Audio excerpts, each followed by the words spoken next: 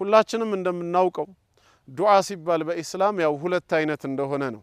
ዱዓኡል መስአላና ዱዓኡል ዒባዳ ይባላል። ዱዓኡል መስአላ ማለት አንድ ለማኝ ወይም ጠያቂ የሆነ አካል የሚፈልገውን ነገር ለማግኘት ከሚፈራው ነገር ለመጠበቅ አቅሙና ኃይሉ በእጁ ነው ብሎ ያመነበትን ጌታ አላህን ሁለት እጁን ወደ ላይ በማድረግ ያ ረቢ ይሄ ነገር ያስፈልገኛል ስጠኝ፣ ይሄ ነገር ያስፈራራኛልና ከኔ ያርቅልኝ እኔንም ከሱ ጠብቀኝ ብሎ በቀጥታ የሚለምነው ልመና ዱዓኡል መስአላ ይባላል። ሁለተኛው ደግሞ ዱዓኡል ዒባዳ ምንለው በመንፈጽመው ኸይር ስራ ወይም በመናደርገው ዒባዳ አላህ ከተቀበለን ጀነትን እንዲሰጠን መለመን እንደማለት ነው። አንድ ሙስሊም ይሰግዳል፣ ይጾማል፣ ሐጅ ያደርጋል፣ ዘካንም እንደዚሁ ያወጣል። ለምንድነው ሲባል ይህን ኸይር ስራ አላህ ከተቀበለኝ በዚህ ኸይር ስራ ሰበብ ጀነት እንድገባበት ነው። በሌላ መልኩ ዱዓ ያረገ ነው ማለት ነው።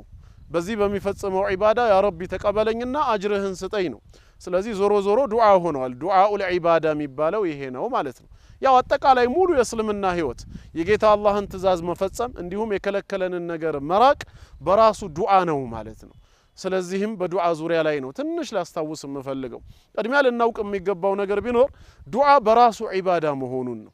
አንድ ለማኝ ሁለት እጁን አንስቶ ያ ረቢ ይሄን ነገር ስጠኝ ብሎ ሲለምን የለመነውን ነገር አገኘውም አላገኘውም ሁለት እጆቹን አንስቶ መለመኑ ብቻ ዒባዳ እንደፈጸመ ይቆጠራል፣ አጅር ይኖረዋል። ምክንያቱም መጀመሪያ አላህ ኡድዑኒ አስተጂብ ለኩም ብሎ ትእዛዝ ነው የሰጠው። እኔን ብቻ ተማጸኑ ለምኑ እሺ እላችኋለሁ አለ። ይሄን ትእዛዝ ለመፈጸም እኛም እሺ ብለን ከለመንነው ልመናችን በራሱ ምንድነው ጉዳያችን ማስፈጸሚያ ብቻ ሳይሆን የአላህን ትእዛዝም መፈጸሚያ ስለሆነ ዒባዳ ፈጽመናል፣ አጅር አለን ነው ምንለው። ለዚህም ነው ረሱላችን ሰለላሁ ዐለይሂ ወሰለም አዱዓኡ ሁወ ለዒባዳ ያሉት። ዱዓ በራሱ ምንድነው ዒባዳ ነው፣ የአምልኮ ክፍል ነው።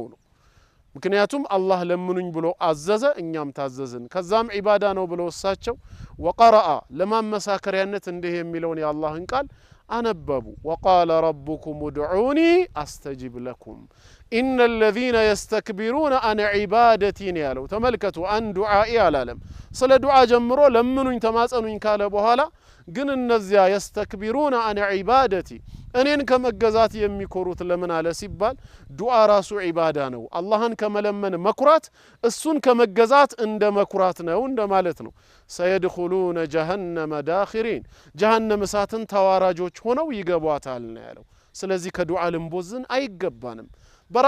ራሳችንን ችለን የምንኖር ሰዎች አይደለንም። በሁለመናችን ምንድነን? ከአላህ ከጃዮች ነን፣ ጥገኞች ነን።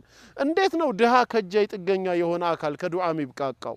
አላህ በሱረቱ ፋጢር ቁጥር 15 ላይ ያ አዩሃ ናስ ይላል፣ እናንተ ሰዎች ሆይ አንቱሙል ፉቀራኡ ኢለላህ እናንተ ሁላችሁም ወደ አላህ ከጃዮች ድሆች ናችሁ ነው የሚለው ሁሌም።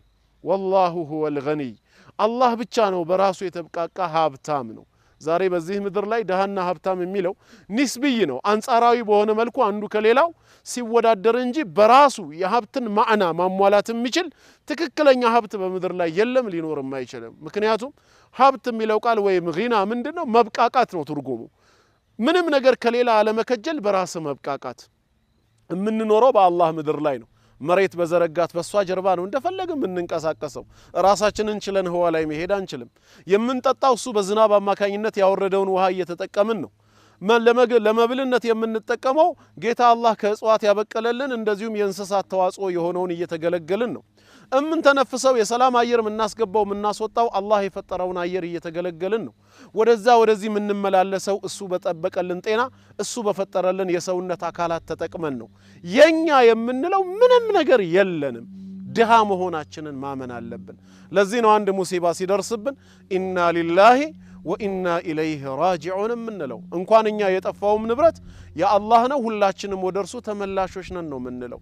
እንደዚሁም ጌታ አላሁ ሰመድ በማለት ማንነቱን ነግሮናል እኮ። የሁላችሁም መጠጊያ ነኝ፣ አሰመድ የሆንኩ ጌታ ነኝ አለ። በተቸገርን ሰዓት ብቸኛው ደራሻችን ማን ነው? አላህ ነው። አይደለም እኛ ደካማ ፍጡር ሰው መላእክት እንኳን ራሱ አላህን ከመለመን መቼ ተብቃቅተው ያቃሉ ሱረቱ الرحማን ላይ እኮ አላህ ነግሮናል يسأله من في السماوات والأرض ነው ያለው በሰማይ ያሉ መላእክቶች በምድር ያሉ ሰዎችና ጂኒዎች ሁሌም እንደተማጸኑት ነው ሁሌም እሱን እንደለመኑት ነው ኩለ يوم هو في شأن በሁሉም ቀን አላህ በስራ ላይ ነው ለለማኞች ምላሽ የሚሰጥ ነው ማለት ነው ስለዚህ ያ ከሆነ ጉዳዩ ጌታ አላህን ከመለመን ምንም መቦዘን የለብንም በእያንዳንዱ ህይወታችን በጤናውም በኢማኑም በሀብቱም በዲኑም በአኺራ ጉዳይ ላይ ልመናችን በደንብ መበርታት አለበት ቢያንስ የዛሬው መልእክቴ ለኔም ለናንተ የዱዓን አስፈላጊነት ባጭሩ ለመግለጽ ነው አላህ የዱዓ ሰዎች ይበለን ወሰላሙ አለይኩም ወራህመቱላሂ ወበረካቱ